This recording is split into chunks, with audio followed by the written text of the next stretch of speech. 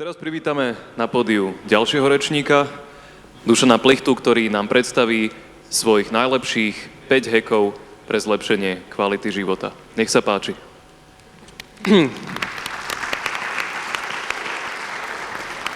Ďakujem pekne.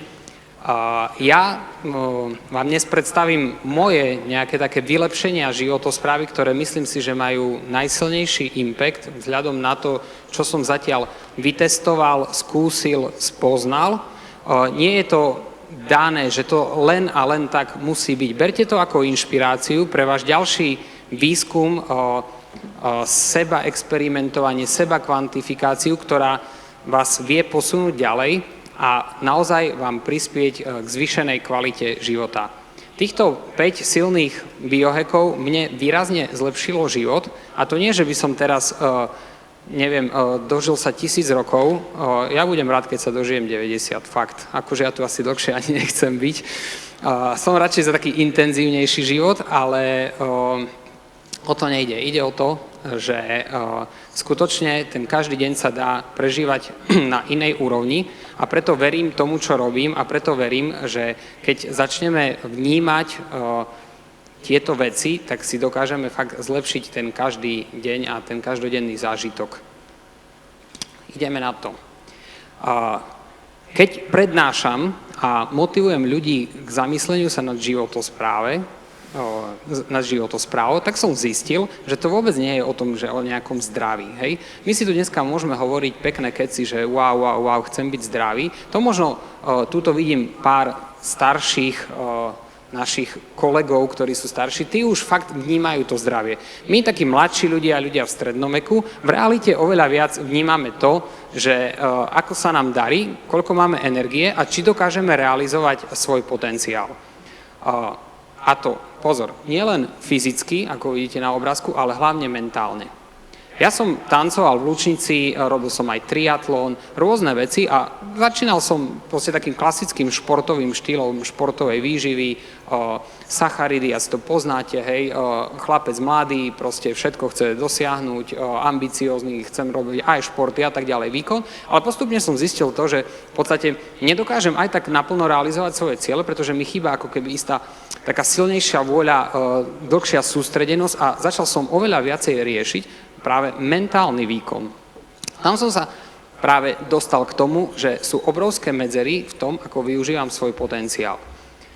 Koľký z vás už riešite alebo veríte tomu, že vaša životospráva vplýva na váš mentálny výkon? Ruky hore. Super. A koľký z vás ste už robili nejaké experimenty s tým, že ste to chceli zlepšiť? Super. A koľký z vás si viete povedať, že stálo to za to, že má to zmysel? Super. A koľký z vás myslíte, že ste dosiahli 100% potenciál toho zlepšovania? Posledná otázka. A tam je. Neprídete sem, dopredu. Dobre. Samozrejme, ten 100% potenciál asi nikdy nedosiahneme, ale snažíme sa k nemu približiť a stále je čo zlepšovať. Ja sa ospravedlňujem, občas mi tento kliker asi nechytá, lebo nemám s tým ešte dostatočné skúsenosti. Dobre, biohacking. Ako to vnímam ja a asi ako to treba chápať? Biohacking je ovplyvňovanie vnútorného prostredia a svojho vonkajšieho prostredia tak, aby ste v podstate zabezpečili čo najlepší vplyv na ten váš organizmus. V rámci vnútorného prostredia je to váš metabolizmus, to ako fungujete. V rámci vonkajšieho prostredia sú to exogénne vplyvy, čo je dosť dôležité, a to je svetlo, vzduch, toxicita a známe elektromagnetické žiarenie, ktoré vôbec netreba zanedbávať. My sa dnes budeme z mojej strany najviac venovať vnútornému stavu metabolizmu a to, ako viem prepojiť, v podstate vylepšovať výživu a prepojenie tej výživy na náš mozog a mentálny výkon. Takže, metabolizmus. Aký by mohol byť metabolizmus biohackera? Vidíte tam na obrázku S-ko a T-čko. Na jednej strane je S-ko, to chápme ako sacharidový metabolizmus a T-čko chápme ako tukový. Možno ste niektorí už počuli o tom, že existujú takéto dva typy metabolizmov, avšak ono to v realite je vždy nejak zmiešané. U každého z nás je to iné, niekto je viac na strane SK, niekto je viac na strane T, niekto je tam presne v strede 50/50. Čo tým chcem však povedať? Chcem s tým povedať, že z mojich skúseností mi vychádza to, že čím viac ste na strane T, tým menej ste závislí od jedla, tým menej ste závislí od nejakých zdrojov cukru, a tým lepšie funguje váš mozog a dokážete tak vylepšiť ten váš mentálny výkon. Preto sa treba zamyslieť, ako môžete trénovať postupne adaptáciou váš metabolizmus smerom viac na tú tukovú časť, kedy získavate mnoho metabolických výhod. Prečo o tom hovorím? Hovorím o tom pretože zamýšľam sa, ja v prvom rade, keď mám aj riešiť obéznych ľudí alebo mám niekomu pomôcť, zamýšľam sa v podstate ja v prvom rade nad mozgom. Prečo? Pretože v mozgu robíme rozhodnutia a vy môžete si myslieť, že máte slabú pevnú voľu a kamarát má silnú pevnú voľu, ale v podstate všetci máme tú pevnú voľu nejakú rovnakú. Všetci asi poznáte vlastne ten taký známy syndrom alebo pojem, že decision fatigue, že od rána v podstate vládzete robiť rozhodnutia a k večeru ten mozog sa vyčerpáva. Čiže v podstate podľa mňa treba najprv cieliť na hlavu a na ten mozog, pretože tam v podstate sa riešia aj hormonálne procesy a koľký z vás poznáte pojem, že leptín, hormón leptín, ruky hore. Aby som vedel, ja si to tak naschvál, takéto pojmy tu hádžem do plena, aby som potom vedel, na akej úrovni môžem komunikovať. Čiže hormón leptín je jeden z kľúčových hormónov, ktoré ovplyvňujú váš pocit hladu. Hej? To, že či vám stačí takáto jedna akurátna porcia, či vám stačí jeden tanier, alebo potrebujete 2 taniere. Takže cieľim na mozog. A prečo cieľim na mozog? Pretože mozog sa skladá z 3 častí a vy, keď chcete zlepšiť mentálny výkon, potrebujete maximalizovať výkon neokortexu. Avšak vy, keď budete hladní, tak nikdy ten výkon neokortexu nemaximalizujete. Prečo? Pretože existuje tam jašteričí mozog, hej, a ten taký midbrain, ktorý bude riešiť emóciu a jašteričí mozog bude v prvom rade riešiť prežitie. A poviem konkrétny príklad z praxe.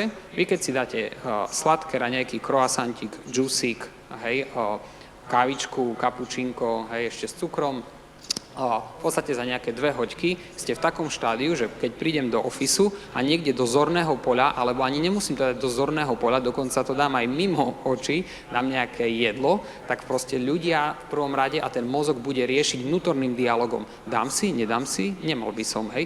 A kedy je obed? A už bude obed? Nebude obed? A priznajme si to, koľko ľudí v ofise o 11. už škrabe steny? Že kedy bude obed? Takže toto je vlastne celkom zaujímavá vec, že ako by sme mohli hacknúť ten mozog a tak sa nájsť na tie raňajky, nájsť alebo nenájsť, aby sme toto neriešili, aby sme sa prebrali z práce o 1, dajme tomu na obed, že wow, že ty kokos, ako mi to dneska ide, mohol by som aj niečo zjesť, dobre, dám si. Hej?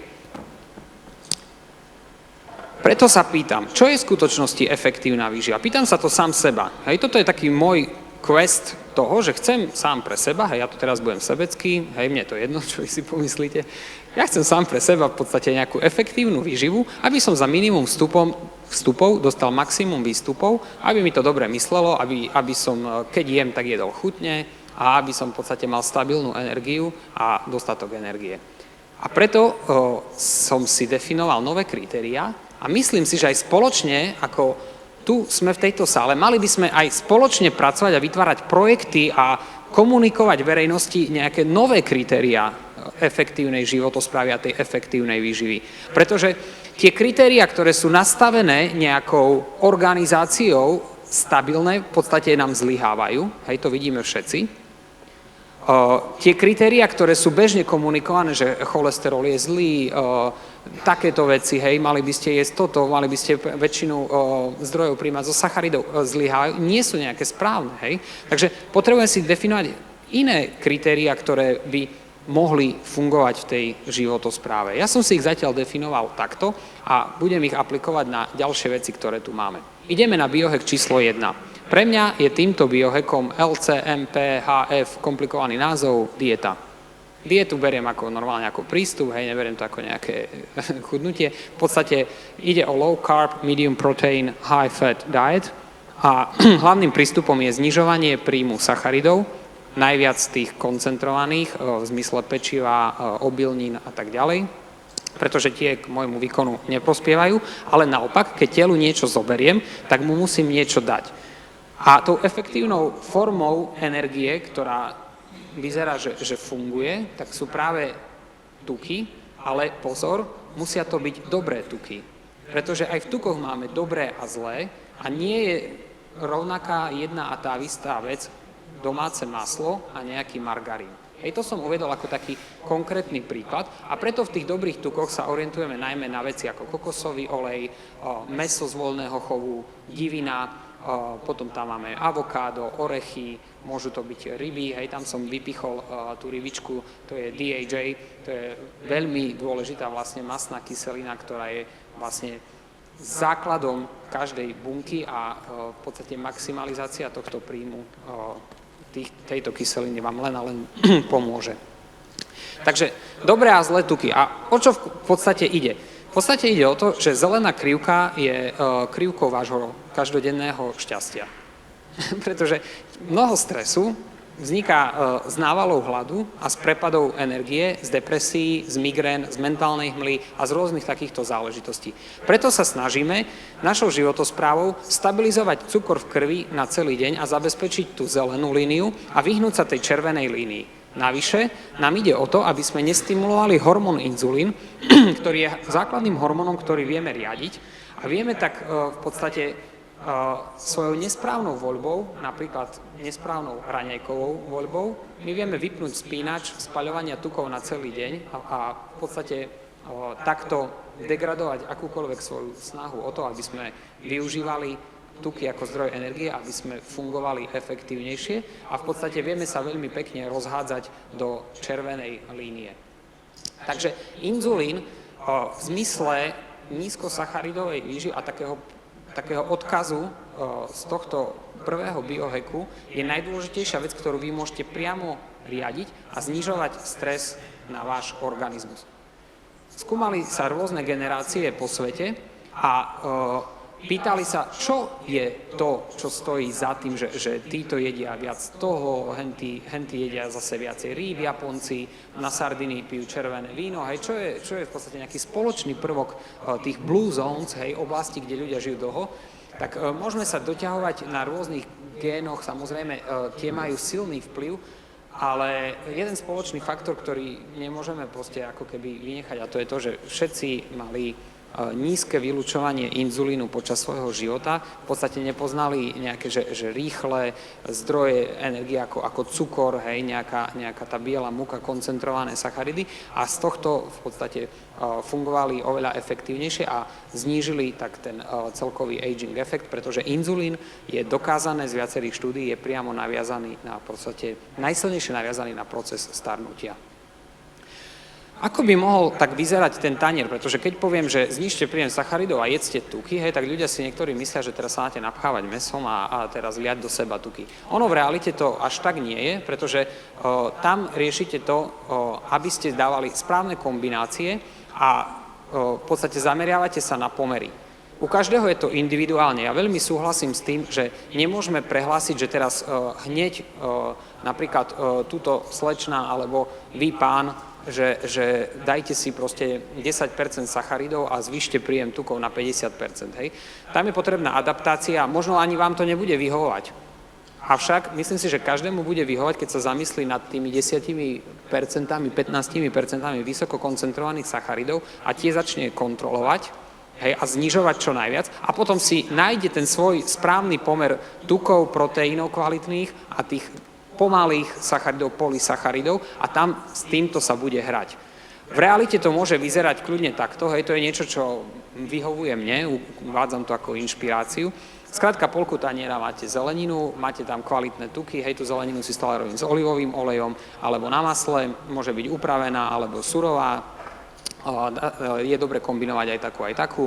Máte tam lososa, pár zemiakov, hej, to je taká večera príkladová, ale potom konzumujem vajcia, kyslomliečné výrobky a keď z ovocia, tak tie nízko koncentrované záležitosti ako bobuľové ovocie alebo také nezrelé banány. Hej, toto je taký konkrétny príklad, že ono to vôbec nemusí byť o tom, že teraz neviem, na silu do seba tlačiť tuky, ale v podstate takouto výživou si optimalizujete aj ten leptín a vnímanie vášho hladu a stabilizujete procesy, že potom viete medzi jedlami vydržať 5-6 hodín a vôbec vás to netankuje.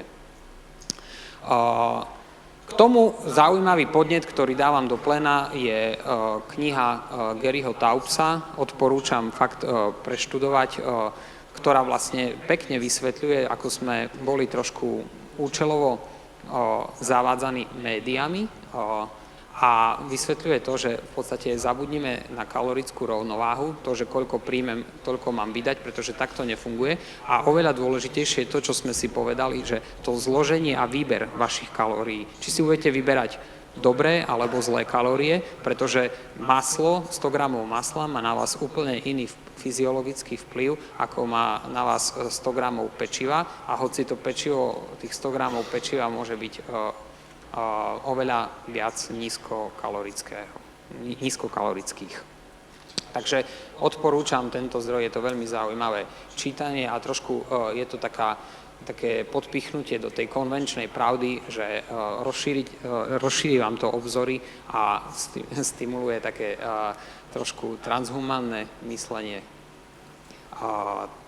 Pár benefitov, ktoré môžete očakávať. Ja by som tam zdôraznil hlavne reguláciu hormonálneho systému a potom by som zdôraznil vitamíny A, D, E, K, ktoré sa často zanedbávajú a zanedbávajú sa hlavne u žien, ktoré sa boja tuku, konzumácie tukov a tam je proste výrazne ohrozená fertilita. Hej? Takže zase je to len podnet na vaše ďalšie štúdium a hlbšie bádanie do toho, aby ste si overili a zistili tieto záležitosti. Posledná vec, myelín, výživa pre mozog. Neuróny sú obalené myelínom a ten je zložený z tuku a na to potrebujete cholesterol. Dokonca LDL, hej, ten slávny zlý cholesterol, je jedna z najdôležitejších vecí, ktorá vám privádza živiny do mozgu.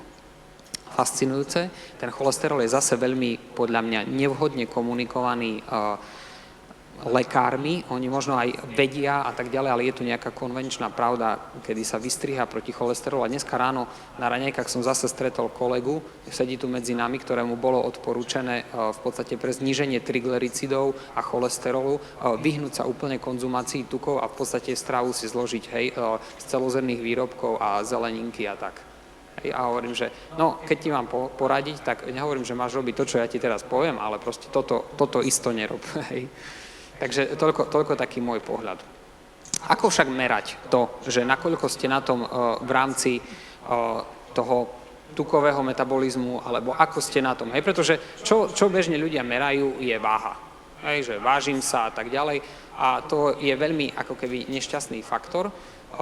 Najlepšie, na čo sme zatiaľ prišli, aj s kolegom Zlatošom, s ktorým spolupracujem, a tiež si myslím, že je takým lídrom v tejto oblasti, tak je to, že máme spiroergometriu, kde vieme pekne vyhodnotiť, že pri danej vašej fyzickej aktivite od 0 po vašu maximálku, že koľko spaľujete tukov a koľko spaľujete cukrov.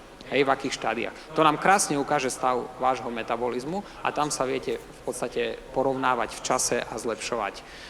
Samozrejme ten graf, teraz asi luštíte, je to komplikované, je to na dlhšie vysvetľovanie, sú na to už detailné prednášky, ale v jednoduchosti, čo len poviem, mali sme veľa športovcov, ktorí sú takto metabolicky neflexibilní a mladí hokejisti sú nám úplne závislí napríklad od sacharidov, od glukózy a práve toto je podnet, že zberáme dáta, kto chcete, choďte, my vám vieme vyhodnotiť tieto dáta a zaradíme vás do väčšieho projektu, kedy chceme urobiť výskum na istej relevantnej zložke toho, že ako nám ľudia sú metabolicky flexibilní.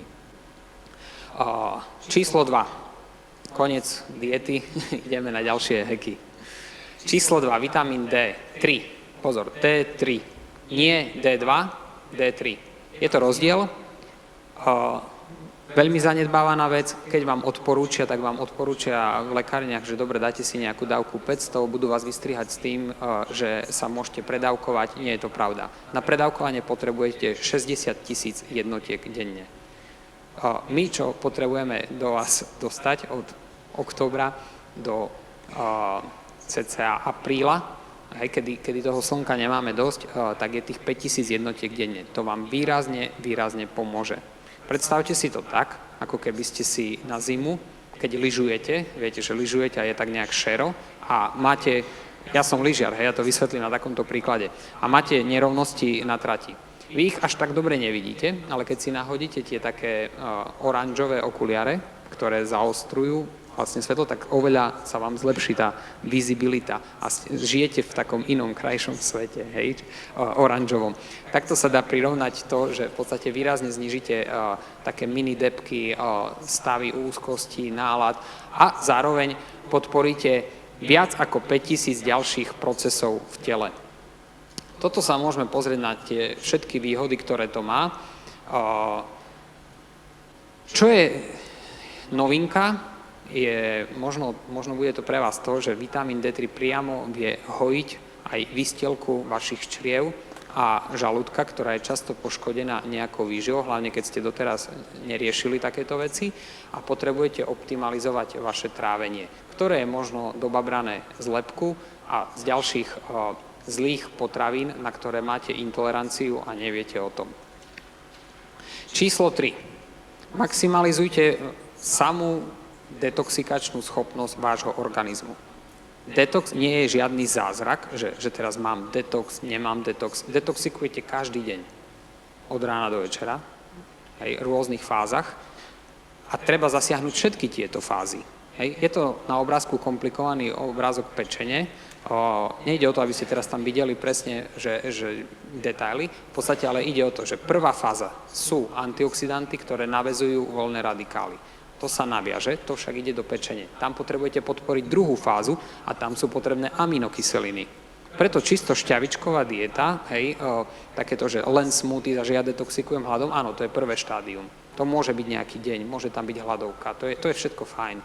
Ale z dlhodobého hľadiska pravidelného je napríklad najefektívnejšie detoxikačné jedlo nejaká biodivina, kombinovaná s čerstvou zeleninou, hej, ideálne hľuzovou alebo jemne obvarenou hľuzovou zeleninou, ako je brokolica a potom sulfátová zelenina. Veľmi silné záležitosti a potom samozrejme bylinky a korenia, oregano, pestrec mariánsky, kurkuma, hej, skvelé veci.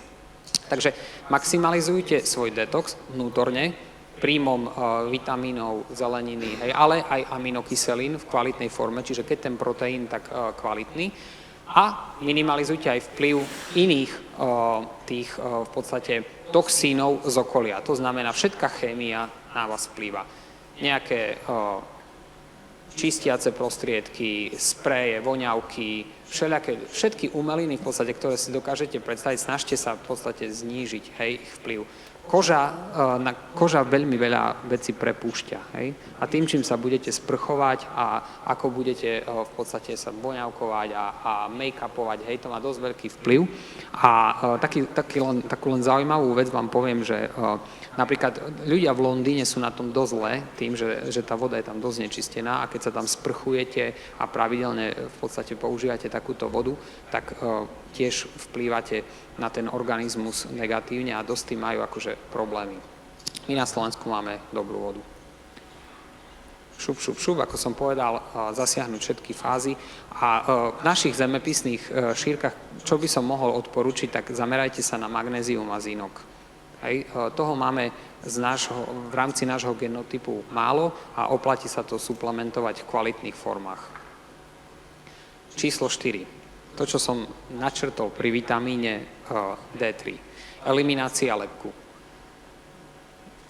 Počujete túto tému, poznáte ju. O čo však ide? Sú ľudia, ktorí si ten lepok môžu dovoliť. Hej, opäť genetika a tak ďalej.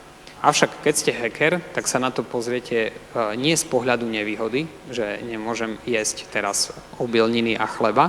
Pozrite sa na to z pohľadu výhody. Čo všetko z toho môžem získať? Viem z toho získať čo najväčšiu pravdepodobnosť toho, že si nedobabrem trávenie a môj žalúdočný trakt a tzv. Výstelku čreva a žalúdka, ktorú lepok výrazne poškodzuje. Poškodzuje ju dlhodobo, to znamená, že vy môžete od malého dieťaťa jesť pečiva, nič vám nebude a zrazu v 25 zistíte, že vám je nejak blbo. Hej? A je vám zrazu blbo aj z takej potraviny, aj z inakej a potom začnete riešiť milión intolerancií, rôzne alergie. A problém, príčina je niekde na začiatku, kde vy máte v podstate čiastočnú priepustnosť čreva, zapálený žalúdočný trakt a už aj látky, ktoré bežne vaša imunita vie vyriešiť, hej, nejaké proste trošku postriekané ovocie, trošku strieknutý citrón a tak ďalej, to imunita dobrá vie vyriešiť, tak vám už prenikajú do tej krvi a robia problémy. Či už sú to potom lektíny, oxaláty a tak ďalej a tak ďalej. Pretože máte potom strukoviny, rôzne ako keby zeleniny, ktoré majú isté antinutrienty, ale vy keď ich správne spracujete, tých antinutrientov je minimum a keď máte zdravé trávenie a dobré baktérie v tráviacom trakte, tak sa to všetko porieši.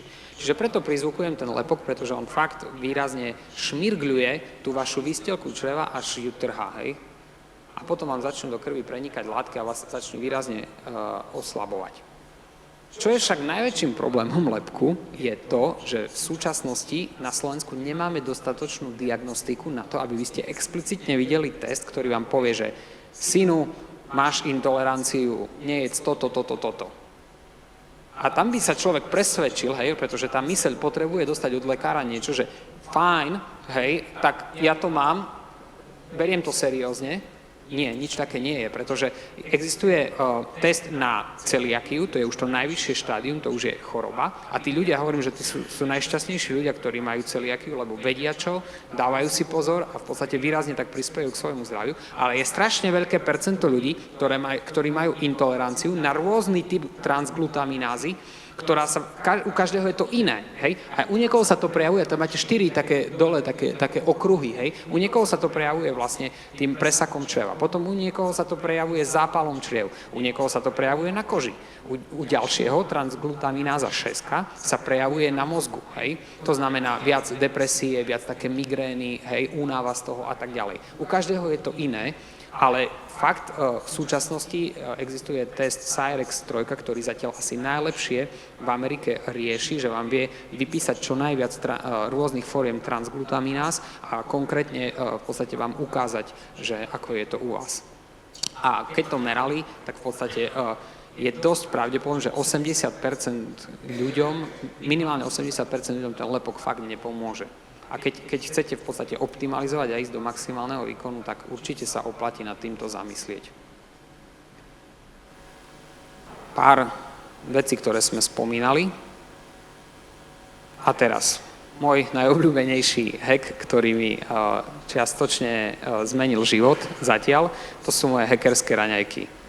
Dneska ste ich mali možnosť ochutnať a ja som tu takým... A som sa rozhodol, že budem takým ambasádorom Bulletproof Coffee na Slovensku.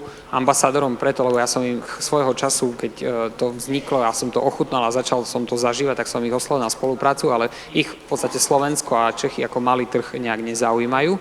Tak ja som sa rozhodol, že vlastne takéto veci vytvorím na Slovensku a hlavne preto, lebo tomu verím a používam všetky tieto veci sám a vidím v tom jasné benefity. Nie je to, pozor, nie je to normálne, hej, namiesto raňajok piť kávu s maslom, s tukom a s MCT olejom, avšak je to skvelý biohack, ktorý teraz šikovne vysvetlím. Pozrime sa na viacero z týchto benefitov. O čo tam v skutočnosti ale ide najviac, tak to sú také 3 veci. Prvá vec, že ráno vôbec nestimulujete inzulín, a zabezpečíte tak nastavenie tela a toho organizmu na celodenné spaľovanie tukov. Samozrejme, nepríde to hneď. Hej, všetko je o adaptácii a je to o takom tréningu metabolizmu. Aplikuje sa tým tréning hľadovania, alebo mnohí poznáte čiastočné hľadovanie. Čiastočné hľadovanie nie je vhodné pre všetkých, pretože niektorí ľudia, hlavne ženy, začnú čiastočne hľadovať, ale sú z toho také nervózne a ten metabolizmus sa ich tak nevie adaptovať, že v podstate sa im vylučuje vysoká hladina kortizolu, stresového hormónu a je to kontraproduktívne. Avšak s takouto kávou, hej, keď si tam dáte maslo, tuk, oklamete mozog, hej, ako keby ste niečo zjedli, získate energiu pre mozog, ale v podstate vôbec ste nenarušili štádium hľadovania, pretože ste tam nedali žiadne sacharidy a mozog. To je prvé štádium. To je teda ten prvý hlavný benefit. Druhý benefit je o tom, že vy viete vďaka MCT oleju, tomuto zázraku, vy viete spustiť čiastočný stav ketózy, ktorý viete spustiť aj cvičením a ktorý nie je tak ľahko dosiahnuť ketogenickou stravou, pretože táto strava je veľmi nízkosacharidová, je dosť náročná, nie každý sa na to vie adaptovať, vyžaduje si špeciálne protokoly, vyžaduje si dokonca, tam by som povedal, že aj pevnú vôľu a vyžaduje si nejaký dlhší čas, hej, niekoľko týždňov. Avšak keď začnete pravidelne aplikovať čiastočné hľadovanie a do toho pridáte MCT olej, tak vy viete na nejaký čas spustiť mozgu ketóny a to je veľmi výhodný stav, že sa dostávate do čiastočnej ketózy často a využívate tuk ako zdroj energie. Takže to je druhý prvok. A tretí prvok, veľmi dôležitý, čo ľudia extra ešte u nás neriešia, je to, čo prizvukujem, že stav vášho mikrobiomu. To, aké máte baktérie v žalúdku, rozhoduje o tom, či spaľujete tuky alebo nespaľujete, ako vám frčí hlava, je veľmi veľa vecí, ako vám to trávi a tak ďalej a tak ďalej. Vy vďaka polyfenolom v káve, v čaji a kombinácii v podstate s kokosovým olejom viete výrazne podporiť dobré baktérie a vyhľadovať zlé baktérie. Hej, takže takouto pravidelnou aplikáciou si viete výrazne podporiť optimálny stav vášho mikrobiomu a dokonca viete aktivovať FIAF. Kto vie, čo je to FIAF? Má odo mňa kávu. Nikto? Ešte ste sa nestretli? Kto vie, čo je to mTOR? Tiež nikto? Áno? Hormón. Čiastočne, áno. A na čo funguje? Áno, áno. Dobre, máte u mňa kávu. To je mTOR, to bude nasledovať. Ale FIAF je Fasting Imposed Adipose Factor. Je to novinka vo vede, kedy sa prišlo na to, že vy viete hľadovaním spustiť v podstate taký faktor, ktorý sa začne správať ako hormón a vlastne stimuluje baktérie k tomu, aby spaľovali tuk. Je to veľmi výhodná vec aj pre ďalšie štúdium a je to asi taká najsilnejšia vec, že vy v skutočnosti dosiahnete vlastne vnútorné nastavenie toho žalúdka tak a tých baktérií, že vy potom fakt necítite ten hlad a krásne využívate tú energiu ako z tých tukov. Je to skvelý pocit. Na záver, po tých 5 hackoch taký bonus, ktorý dávam, keďže sa blížime ku koncu prezentácie, je to, že ako hacknúť alkohol. Riešim to otvorene aj preto, že alkohol je tu a často ľudia v podstate robia dobré kroky a potom ich to vráti späť a treba sa aj tomuto postaviť z očí v oči. Dá sa vypiť, vtedy ideálne vlastne znížite ten damage na organizmus vtedy, keď v podstate necháte telu riešiť iba samotný alkohol a potom mu pomôžete hlavne vitamínom C a podporou detoxikácie, aby ho rýchlo zmetabolizoval. Takže v tomto veľký pozor práve na to, že čo si vyberáte, takže odstrániť všetky sladké vody a sladké drinky a koktejly a skôr sa orientovať na čistý alkohol, hej, vodka, gin, tequila, whisky. Whisky, aj keď sa zdá byť tmavá, je špeciálne destilovaná, je čistá a je nezávadná, hej, v tomto. Potom cider a domáce destiláty. Problematické je červené víno. U niekoho môže byť v pohode, ľudia, čo cítite, že asi histamín, jeden pohár vás môže úplne rozbiť. Potom, keď máte radi červené víno, ja mám, ale robí mi problém rezerva. To, čo je dlhšie v súde ako 6 mesiacov, už sú tam produkty fermentácie, zaťaží to. Celý organizmus potom sa s tým dlhšie vyrovnáva. Hej. Pozor na takéto víno, pozor na sladké biele vína a pozor, hej, Hackeri extra nepijú pivo, hej, bohužiaľ. Existuje bezlepkové, dajme tomu, alebo ešte Plzeň, som zistil, hej, ako som sa v tom vrtal, že Plzeň má ešte málo lepko, je to taký klasický ležiak robený metodou z jačmeňa, čiže to je ešte taká najlepšia voľba. Tak pre zaujímavosť, toto je na záver, že keď už nič, tak asi toto si zapamätáte z tejto prednášky.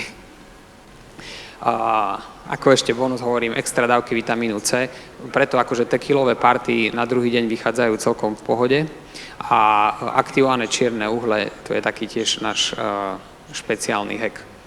Všetky ďalšie informácie, recepty a články k detailným témam ako lepok a tak ďalej nájdete na mojej stránke. Ja vám ďakujem za pozornosť. Materiály, ktoré ste dostali, sú pre vašu inšpiráciu. To je taký môj prístup k tej efektívnej životospráve, nejaká selekcia živín, ktoré si myslím, že sú nezávadné a keď si z nich budete kombinovať, tak získate veľa benefitov a viete tú výživu postaviť na pevných základoch. No a teším sa na diskusiu s vami a na ďalšie stretnutia pri rôznych takýchto príležitostiach. Ďakujem.